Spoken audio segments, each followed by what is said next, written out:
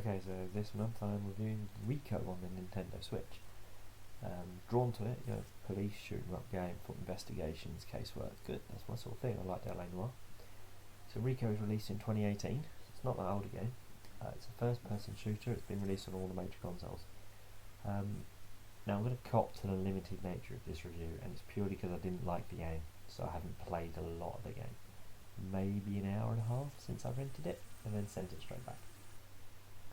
The reason is that this game plays like a 90s arcade shooter, which, to be fair, is probably the point because it is like a 90s buddy cop kind of game.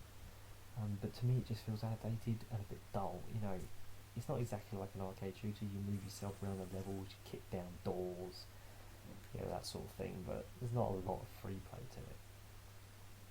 So you don't have to just kick down the door to get into a room, you can also slide through the door as well. You can use the map to find other doors to the same room, but the kick down door function just seems a bit strange to me. The reason being, when you can't get into an area it tells you because the door's locked, but surely that's why I'm kicking it. The bad guys look like basic cartoon characters and they move like it too, but move they do, fair play, which does make it harder. And despite all of this, all the basic nature of the game, it does feel like you're waiting a long time for the levels to load. It should be a much quicker load for what you're dealing with here. You get a range of guns you can choose from, the villains wear different armour in different places to mix it up a bit, but the game never really gets past the basic feeling of you're just shooting a room full of criminals and then on to the next room.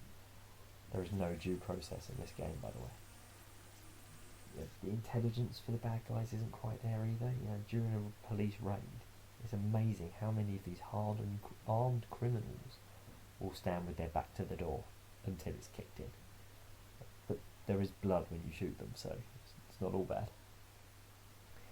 So each mission, at least the ones that I've actually bothered to play, you go from room to room, you shoot all the enemies in it, you collect some evidence for the case, which you do by walking into it, which maybe is compromising the evidence a touch, but there you go. You can't finish a level until you've got everything that you need out of it. There's 3 modes: quick, case and daily. I didn't play daily because you've got to go online and I was on a train. Case gives you a sprawling network of levels to complete. There's multiple paths to work your way through, and then you get to the end of the case when you've completed a full path, like Connect 4. Quick has 3 sort of sub-modes under it. So you've got training level, you just shoot around, walk around shooting cardboard pop-up things. Operation, which is just like one bit of a case, just as a one-off kind of thing. And lockdown, where you just get waves of enemies coming through a car park for you to shoot. Despite all the different modes, they all feel very similar, and they rely on the same basic gameplay: shoot, move, shoot, move. Overall, I've seen reviews where people have enjoyed this game, and I guess it's not a bad game, it's just, for me, it's missing something. I can't even say what. There's no free play, there's no driving between the crime scenes, there's no cutscenes, there's just nothing you expect from a modern video game. GoldenEye feels more advanced than this, and that was from the 90s, this is 2018, this game. So you've got it. There you go, short review. But to be honest, I never really got into it, so even playing it enough to review it like this felt like a bit of a slog.